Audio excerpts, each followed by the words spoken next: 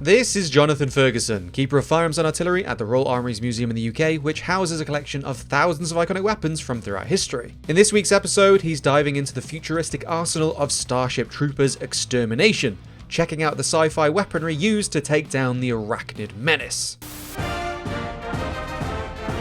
Listen up, troopers. This is General Rico.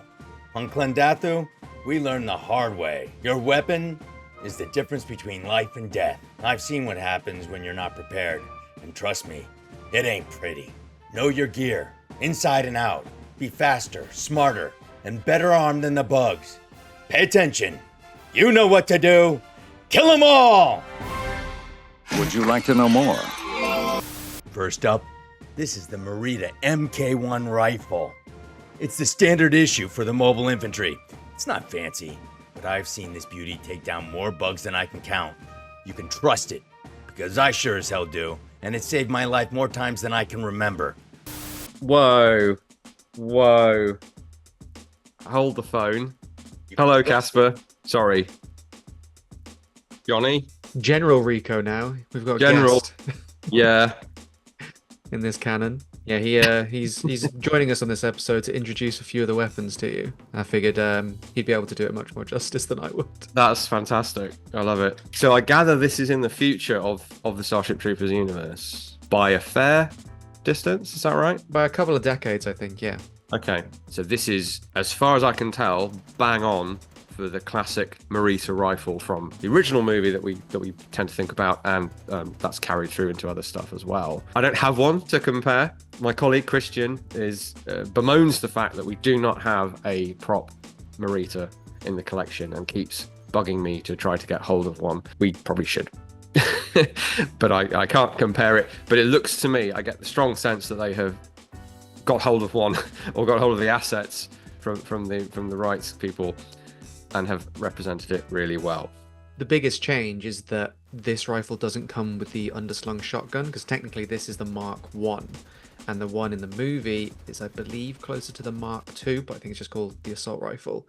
So it's within the weapon family canon, but it's primarily just the assault rifle bit, not the shotgun bit, and then the future grenade launcher bit that you see at the end of the movie. That's a clever decision, because you can change things up for gameplay purposes, and this is where you do sort of massage things a bit. Because as far as I remember, they all had, except for the carbine, they all had the shotgun under the barrel. Is that? Yeah, that was standard issue. You're playing as. You're not the mobile infantry, you're the deep space vanguard. So this is the part of the mobile infantry that's on the fringes of space. So you're a specialized rifleman instead of the mobile infantry that's sort of expected to. You need the rifle, but you're going to need the shotgun when the bugs get close too. I think that's a good take. Yeah. So again, there's a good in-universe justification for why the Mark 1, never mind the Mark 2, whatever, with the shotgun, as to why they'd both still be around. The other reason, of course, is that it would be lighter and less bulky without the shotgun, and you don't always need an under-barrel attachment. Probably worth mentioning, as we have just the rifle, that for those of you who don't know, what we have concealed within that fiberglass, I think, shell in the movie prop is this.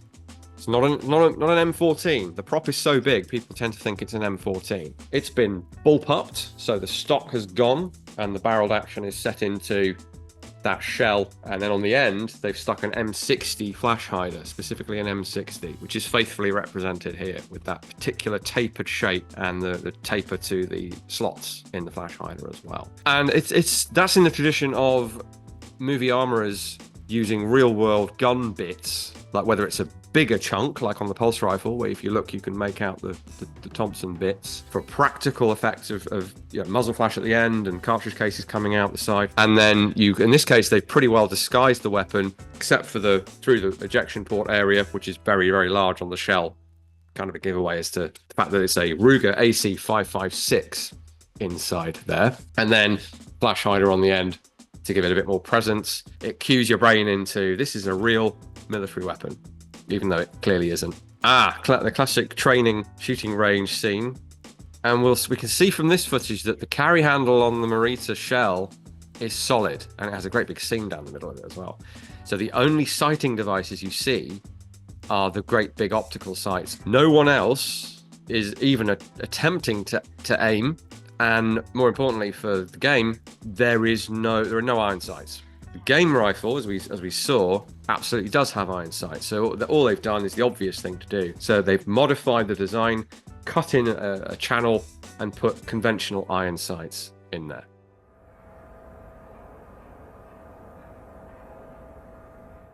All right, sidearm, bulky, Halo Magnum-esque sidearm of some kind. I don't remember there being any pistols in the Starship Troopers movie. Yeah, some of the weapons are from the first movie, the second movie, the third movie. Some are from the animated stuff. Others are original designs for this game. So they've taken inspiration from everywhere in the Starship Troopers canon. Fair enough. Do we know where this one's from? This is actually from the Starship Troopers miniatures game. Oh, okay. It's a much bigger universe than I realised, I have to say. Oh, that reload is bizarre. We flip the gun over and stick a magazine in that way? That's very strange. I mean, I give him points for not just doing the John Wick thing that everyone else is doing. So the bigger version of the pistol, the second one we saw, is actually firing 7.62. As in 7.62 NATO? Yeah, the first pistol is 9mm, then it jumps up to 7.62 NATO. That is bizarre. No, I might normally criticise harder for being so silly, but it's Starship Troopers. You know, it's a sort of exaggerated militaristic satire, so why not have weird reloads and giant rifle caliber pistols in universe as a sidearm that could actually do something to a bug? I get it, and that makes more sense. Now this is the Morita Hawkeye. Precision, power, and range like you wouldn't believe. I've seen soldiers drop bugs with this thing before they even knew what hit them. In the hands of the right trooper, the Hawkeye's not just a weapon, it's a game changer.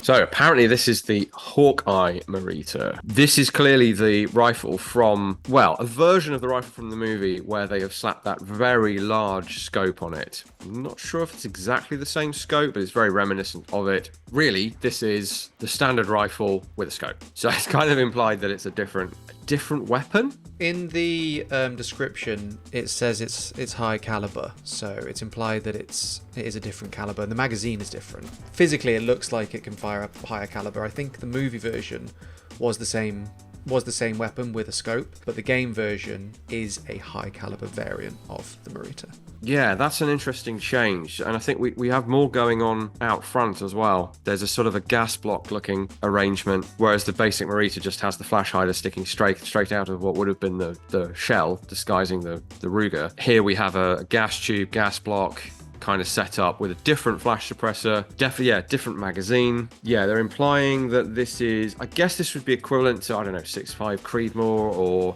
6.8 by 51, something that is more like a sniper round, perhaps. So they've taken the jumping off point of the movie has scoped versions of the same rifle as a sort of shorthand for that guy's your sniper, and they've run with it and made it actually a different weapon, which I think that's a good compromise. Depending on the caliber of round you're firing and the bug you're firing it at, if their armor's too thick, you can still like stun them, so you can shoot their armored head but give them like a concussion where they will get knocked out for a minute and everyone else can then start firing into them instead. Okay, that's good. That adds to the role of the sort of DMR, which I guess differentiates these things from human enemies. These things are big, tough, take a lot of shots to take down. So if I have a problem with how the firearms are represented in this game, it's only a consequence of we're a couple of decades on. We've already seen the super advanced rifle at the end of the first movie. Why are we still trying to riddle these super tough armored bugs with essentially small caliber rifle fire? Every player is going to want to play with Moritas, so you have to keep them in the game. They make the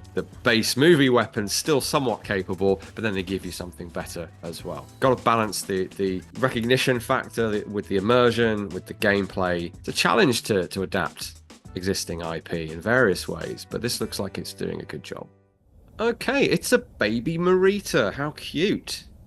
Really does look like a cutesified Morita. Even the magazine has got a scaled down version of the weird outer shell that the full size rifle has. I did have a look at what we have along these lines, and there isn't much, but just in terms of appearances and proportions, this Chinese Type 86S really does remind you of this. If this just had like an MP5 mag on it rather than an AK mag, if it had that sort of mag on it, it would be quite close to this, I think. I wouldn't say that this has been an inspiration for them. I think it's just coincidence. I'm always a little bit whingy about SMGs in sci-fi games. Like, oh, we've got to have the SMG version of the pulse rifle or the Morita. I suppose we do. And actually, it makes a lot more sense than it does in the Aliens universe, because the Morita is a big, long, relatively heavy, I would guess, weapon. So to have an SMG version, yeah, why not? Whereas a submachine gun to complement the pulse rifle really doesn't make any sense at all. It's already very compact and controllable.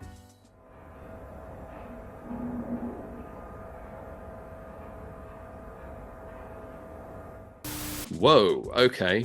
Mark III Morita. They've really gone off the design template with this thing as well. Really changed it up. It still has that kind of chuggy analog feel like the Morita rifle does, but it looks so different. Quite a busy design. Doesn't have that iconic carry handle that everyone assumes was from the pulse rifle. Probably was. Instead, we have these two big flanges on the top, which I'm not sure of the purpose. And oddly, very conventional looking iron sights that are not at all protected by those great big flanges down the side. They've also got holes in them, which would normally be for cooling, but that doesn't seem to be the case here. Picatinny rails on there. We didn't see those in the original media, so I by preference wouldn't want them in the game, but I think it works within the universe. It's quite far removed from the design cues of the Morita. So I guess the proportions are kind of there, and they've kept it as a bullpup, although there is a sort of housing forward of the trigger that looks very reminiscent of a magazine housing, which changes the look of it a fair bit. The Chi-Hung grenade launcher. When the bugs are dug in deep and you need to flush them out, this is your go-to. Fires grenades with pinpoint accuracy. It's a demolition job in your hands.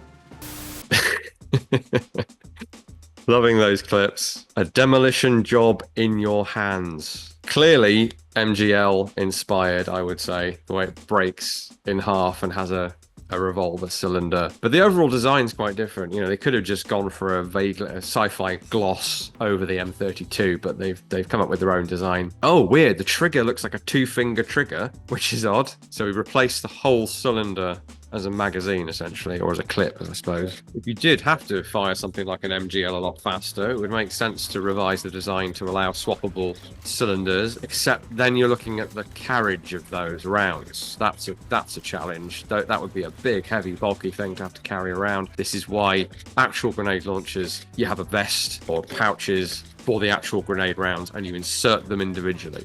Big latch on the top, we can semi-HK slap there to open it up. That's fun. Very stylized iron sights that don't look like they'd be very helpful. Well, they just wouldn't be very helpful. This thing is shooting in an arcing trajectory. You've got to aim up to compensate for the drop. So that direct fire, super wide rear aperture iron sight is doing nothing other than making it look more like a gun. E-Pulse 88. Now this bad boy isn't your typical infantry rifle.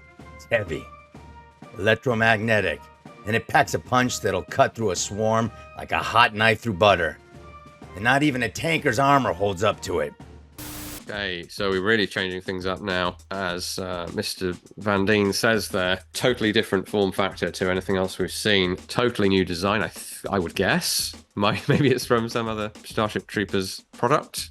Don't know. This hails from Starship Troopers 2. Oh, wow. So quite early. Okay. The biggest difference is, as Casper said, an electromagnetic weapon. With the projectile weapons, there's a damage drop-off. Your projectile is simulated and does less damage over distance. Okay. With the electromagnetic rounds, they just stop. So after a certain amount of time, they just cease to lose all energy. Yeah, I'm not sure about this electromagnetic thing. Yeah, normally it's the other way around, isn't it? Fictional energy weapons have like a functionally infinite range, typically, not always. It's the kinetic rounds that fall off. The energy weapons can, in theory, go infinitely. So that's an interesting choice. I don't know if that's reflected in that movie or not, but clearly changes things up gameplay-wise. Design-wise, it's pretty distinctive. It has that blocky grey design language of the universe, so which I guess makes sense. It's from the second movie. My overly cynical self is telling me that they were limited by it being based on a prop from the second movie, because the second movie largely used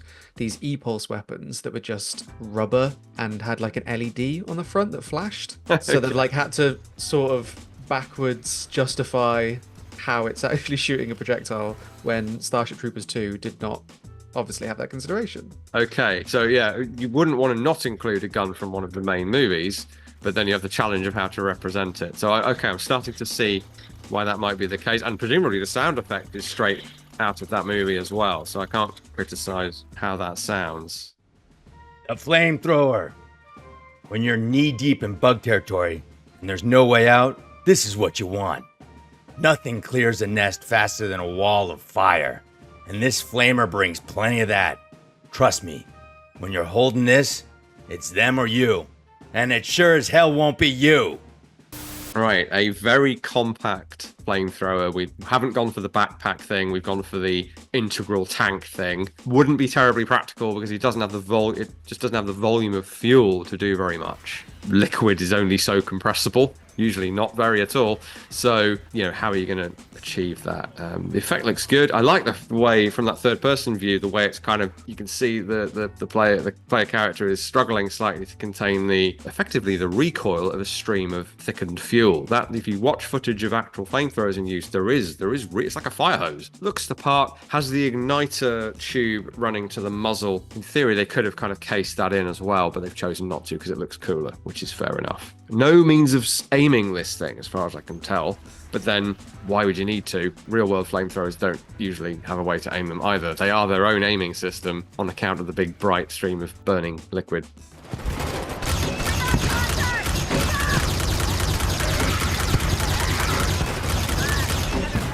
Okay, we've got a more rifly e-pulse weapon here with some sort of power pack on the side. Okay, it's not just a power pack, is it? It looks like it contains some kind of physical ammunition. I don't know if we can get a better view of that. I freeze framed it. It looks like it's sort of just copper connectors. Got it. The inside of the gun sort of doesn't go anywhere. It's just a square. Yeah, this isn't great in that respect. But I guess it depends how the gun's supposed to work. But at the same time, it's implying that there's something inside that casing. We're even looking at it, albeit you would never notice it playing the game normally. That's not a huge issue. The fact that there's nothing going on inside that magazine well is, you want something in there. If it's meant to be an energy pack, I want some sort of connectors visible. If it's supposed to be feeding some kind of rounds, I want more of a void, at least, for them to be feeding into. Do we know where this comes from, Dave? This is Starship Troopers 2 as well. This is also from 2. Okay, that fits. It's a little generic, blocky. The other e-pulse weapon at least looked like some kind of, you know, reminiscent of some ship-mounted railgun things I've seen before. This is just like, we can't do Moritas, so let's do a sort of pew-pew ray gun equivalent that doesn't look as cool.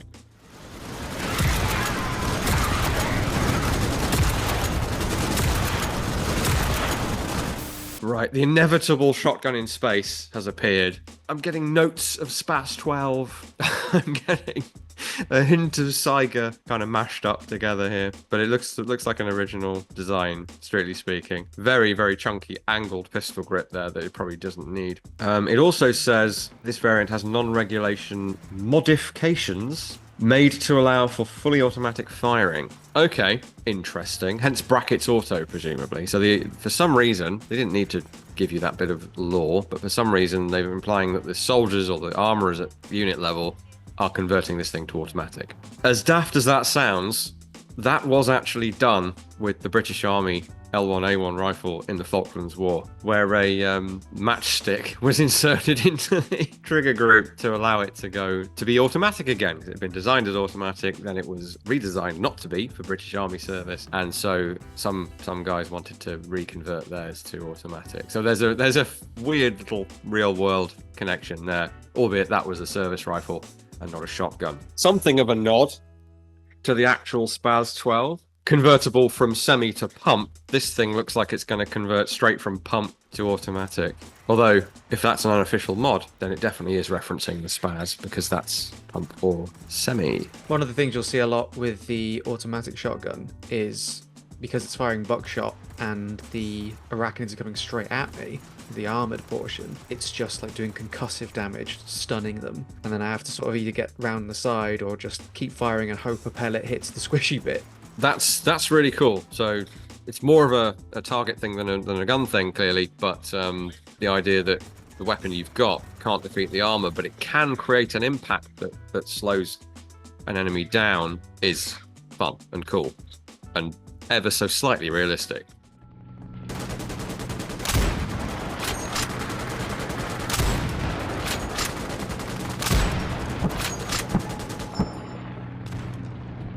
And then we have the Barrett in space. Normally, I might be rolling my eyes slightly and going, oh, they've just done a Barrett in space. But I would guess that that's because the movies did a Barrett in space first. I'll feel bad if not, but...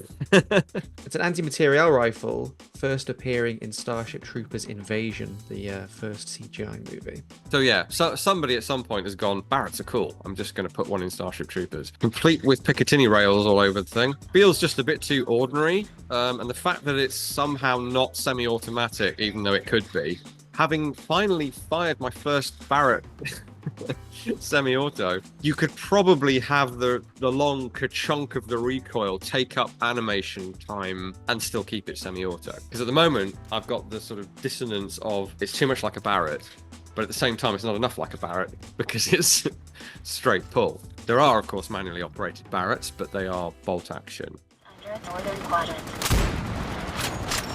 Thanks for watching, guys. Those were the guns of Starship Troopers Extermination with a special guest star, which I was very excited about. If you would like to know more about the Royal Armouries, please do head over to our website. You should be able to find everything that we do there, or you can go straight to one of our social media channels, or you could check out the History of Weapons and War app, where you get the Royal Armouries YouTube content without ads and a load of other stuff from other channels that deal with historic weapons as well. So see if you might be interested in that. But whatever you do, we'll see you here again on GameSpot next week.